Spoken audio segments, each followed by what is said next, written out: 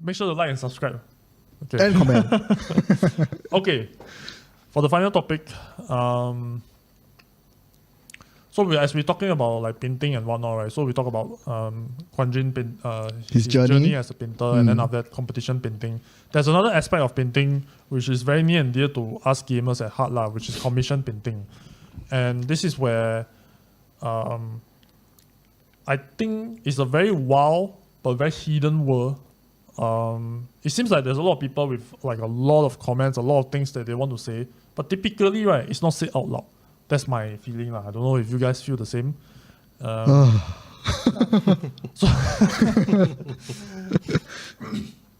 why you got to sigh like that, Johan? Why you got to have the sigh of 1,000 words? I think we'll get into it later, so let's move on first. Yeah. So maybe Kwan Jin, you also can share with us some of your experiences, either you yourself as a commission painter, or if you have commissioned others to do so. Yep. Okay, but when you say secretive world, I'm picturing like in back alleys, right? People handing unpainted miniatures to the painters. Hey, I need this painted. Oh, okay, how much? Dealing dope. Yeah, dealing dope miniatures. That's one. Okay, so just to clarify, I don't do commission painting anymore. Anymore is the word. Yeah, anymore. Yeah. I have a full-time job already, so I cannot do anymore. Okay, so but at one point I did. So how did I get started? My first competition I entered was first miniature I entered into a competition was an Abaddon miniature, the Chaos Abaddon, the new one. It just came out at the time. So I started posting my stuff online, and this guy contacted me wanting to paint his own Abaddon, but he wanted it at a display level. So I think my path is a little different from other commission painters. From what I understand, other commission painters are mostly army painting. I think that's the most popular one. Yep. Like your 40K meta changes every month or something, then you want a new army. That's where they get their business from. But mine is display miniatures.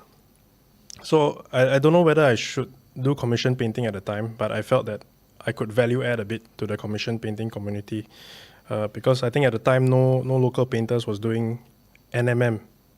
So this was after I learned non-metallic metals, and I thought, okay, I can offer this kind of service So I think one notable project I guess was my Mortarion. The Mortarion was painted in Black Legion colors, and it's full non-metallic metal. So really big project, took a long time. But overall, okay, I quite enjoyed commission painting. But when it comes to money, things can get a little tricky. Especially commission painting, sometimes it's a bit difficult to price. You really need to be familiar with that brand of miniatures. In this case, it's Games Workshop, right? You need to charge for your labor, like assembly, and priming and painting, things like that. And it's very easy to undercharge. And I think this is one of the big struggles of commission painters. Very, very easy to undercharge because usually you think about painting the miniature, but assembly takes a lot of time also. And to assemble up to your customer standard, sometimes you need to clean all the mold lines. What if you never hammer out these details with your customer first, right? And then you never clean the mold lines properly. Of course, your customer won't be happy. So these are things you need to take into account also. Then your primer. Games Workshop primers are damn expensive. That's for sure. Damn expensive. And I think all primers in general are pretty high up on the price. But the Games Workshop one is... No, there's the Pylox one for $5. Oh, please do not That's use that not a primer. Bro, that's a miniature destroyer. If you use that, right, I will quote you in the Pylox. Okay? I will buy the 5 can of Pylox and I'll quote you in it. Yeah, so these are costs commission painters don't usually think of unless you're very experienced. Yeah.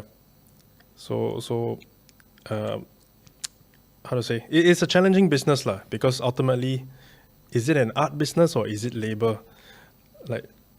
I would say it's both. To me, it's labor. I would say it's pure labor. It's just pure back-breaking Herculean labors. It's literally the 12 labors of...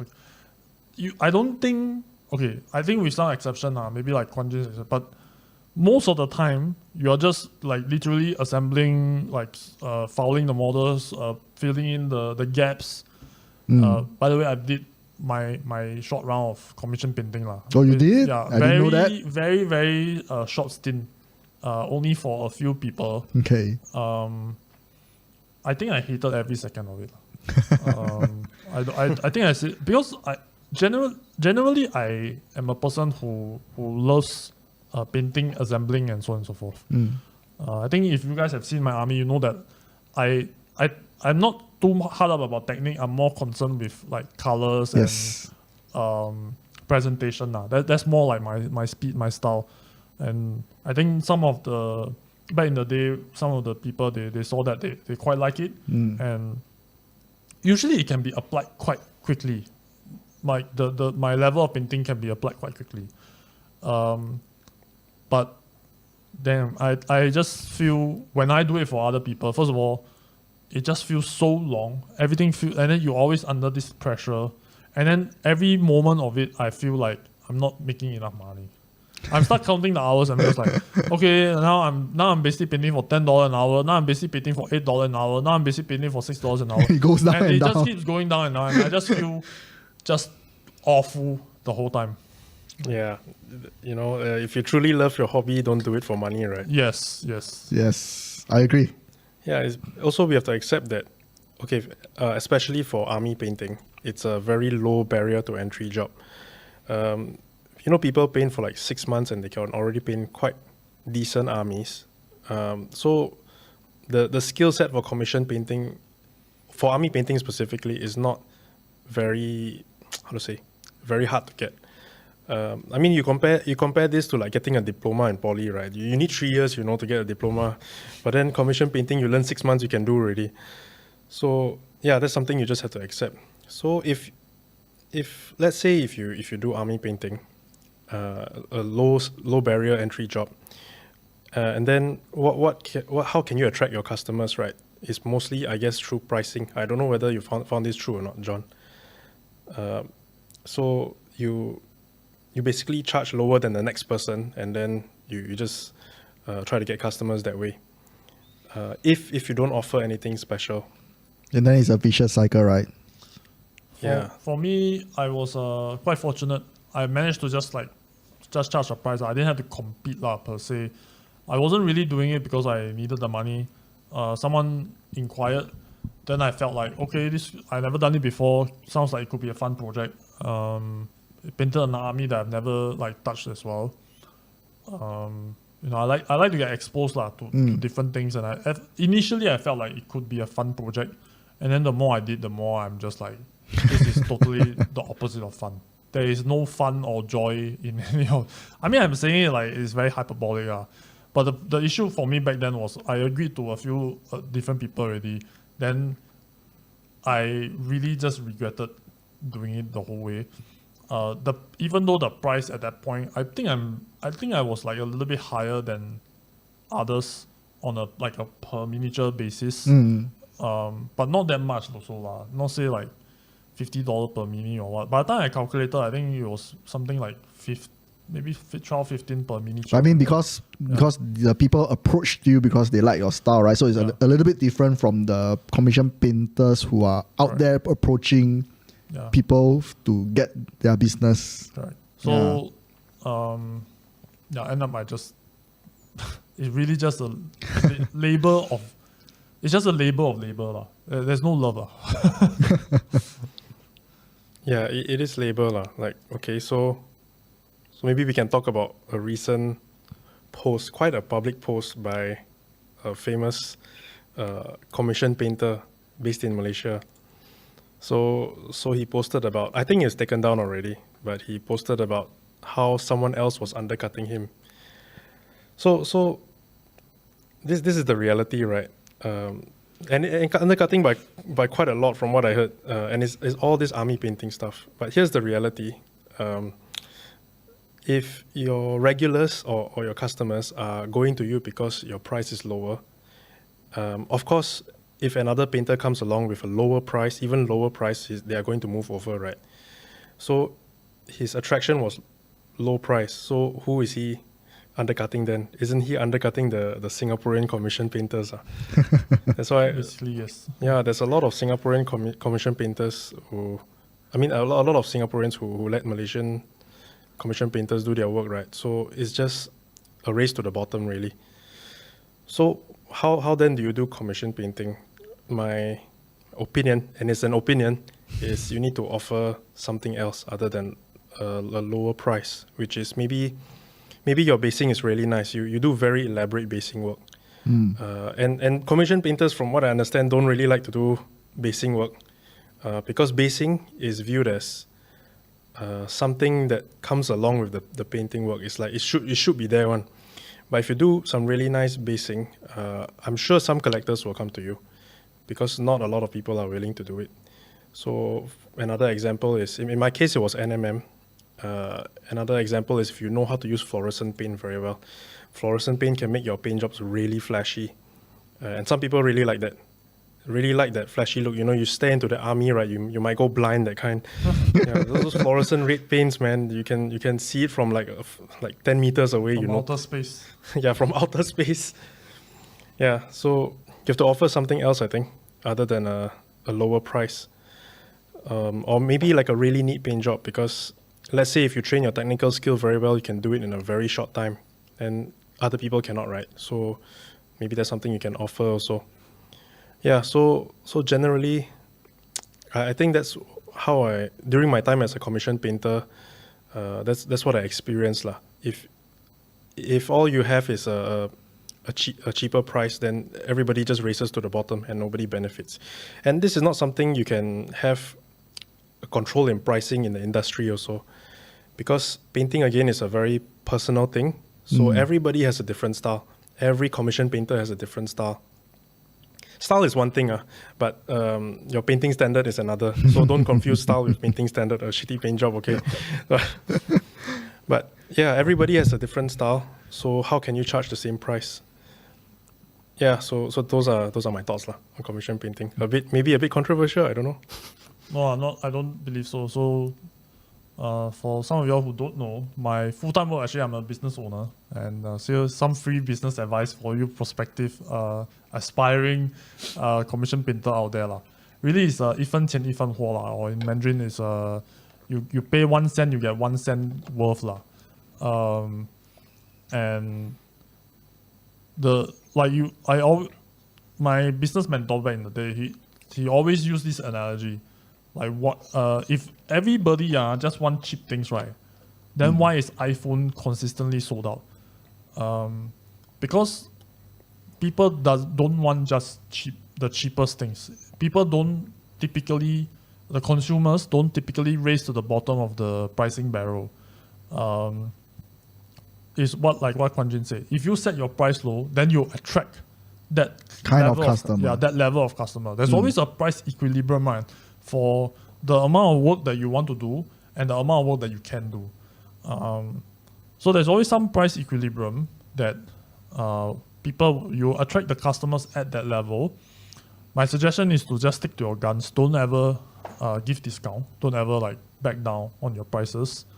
And yeah, like what Kwan Jin said also, offer something else of value that you believe is a value add service. The reason people buy iPhone is not because of its wonderful features or great functionality. People buy iPhone because it's a brand. They want to be associated with the tribe. This is the value add of an iPhone. Similarly, when you want to be a commission painter, you also need to value add in some way, shape, and form. I think basing, as per what Kwan Jin was saying, is one way. Developing a particular style that no one else is doing, no one else is achieving, is also probably a good way. The more you do that particular style, the faster you get at doing it, the more efficient you become, and then the pricing becomes so-called better because you can do more work in less hours. Yes. Then you tend to benefit more. So these are some of the ways that you can benefit from that level. Okay. Reading some of the comments, Wen Hao Wu, after clearing mundane backlog of few thousand points of same scheme, might be refreshing touch to paint in detail. Actually, sometimes the detail work, you just need to add like a tiny smidget. Oh, you paint the eyes can already. Yeah. Or you do edge highlighting. Yeah, actually, I inherited like a whole bunch of the Warmer Horse Legion army lah, which I'm gonna repurpose into Kings of War, and then so it's also quite like a flat scheme, only 2 color only, like a dark gray and then like some like a kind of like pasty white. So my plan is to, for me personally, I mean I have a airbrush a bit privileged that way, so I'm just gonna airbrush like some purples into the crevices and just call it a day. So it will be a very quick and easy touch up, but I think it will like add a lot of color and just like make the miniatures pop lah. So for me, it's, you know, small little things can help go a long way in terms of like the detailing of a miniature. I mean, not recently lah. It was painted quite long ago. I have a dwarf Blood Bowl team. So I just dot the eyes and I just put a little bit of, it was a lady, so I put a little bit of lipstick on the lips and then it pops. It pops. Debbie, I've seen this post regarding the Malaysian painter. Oh, yeah, the Malaysian painter. When you sent me the thing, to be honest, when I read it, right, I felt like this guy was complaining for no good reason. It's the typical artist post. All the illustrators I know, they complain about the same thing. John, I've heard you say there's no such thing as a starving artist. Did I say that? No, I said all artists are starving. Okay, just a little background, just digressing. When I first started work, right, I was a photographer. I did my bachelor degree in photography. Good degree in photography. You need to go to university to take photos, not just click only, man. No, so actually, I was a photographer for almost 10 years. On and off, either assisting or being my own photographer. I do mainly studio stuff, product shoots, sometimes lifestyle shots. I only did 3 weddings in my lifetime, and I hated all of them. And I tell you, so I spent 10 years as an artist. Every single moment I was starving. Okay, I never had enough. And the only time I started to make serious money is when I stopped being an artist. That's when I'm just like, hey, you mean I can earn so much money for so much less work? Wow, that's amazing. So you are all starving. Okay, you don't know it yet, but you are starving. Okay, really can get so Tigris really can get the painting done so fast to be worth $8 per hour nowadays. Part-time supermarket F&B pay, especially during peak hours. Yeah, so I don't know. I think if you have to assemble, if you have to prime, you have to fill in the gaps, you have to do the basing, there's no way. Like $8 per hour is just like, it's a McDonald's wage wage, pretty much. it's not $8 per hour. It's not $8 per hour. It's money per hour. Like to be worth the money per hour. So I don't think it'll be that worth. If you charge what you think you're worth, right, no one will pay for you. I think that's like the main thing. That's the unfortunate side effect. Unless you're the top of the top lah. I believe. Yeah, unless you're like Kaha, Kaha. From what I hear, is like one like a Mortarian size piece is like 3K, 3+K. Like that's pretty good for like 2 weeks of work. I think the guy at the M Workshop, was it Bernard? I think he also does miniatures. There's the diorama, the World War II stuff. I heard these are rumors. I don't know if this is correct. I think he also charges quite a premium for those. I don't know exactly how much he charges, but apparently it's like eye-watering amount of money lah. But his is, when you stare at the diorama, you feel like the Russian artillery shell is about to hit you lah. I think that's like the magic of his work lah. Okay. Everyone can be painter. This is Bao. Hey, Bao. By the way, here's how you know, right? Bao is an art background also. Because if he's the one who came up with the Vignetica, the word, right? the scheme of the word, right? That's a visual artist word. That's people in the cinematography world, they will know what it means. Okay, a vignette. Okay, so that's how you know Bao. Okay. used to be starving. Okay. I thought you were about to say how you know he's an artist last time is because he lost all his hair. He lost Stressed until he go bald. He lost his hair for different reasons. Nuclear waste. Okay. Tigris, GW customers so rich, no need to discount, especially the new army every few months kind. Bro, they will pay top premium primo dollar, okay, for the latest Primaris Space Marine 2.0. Okay, they will pay premium dollars.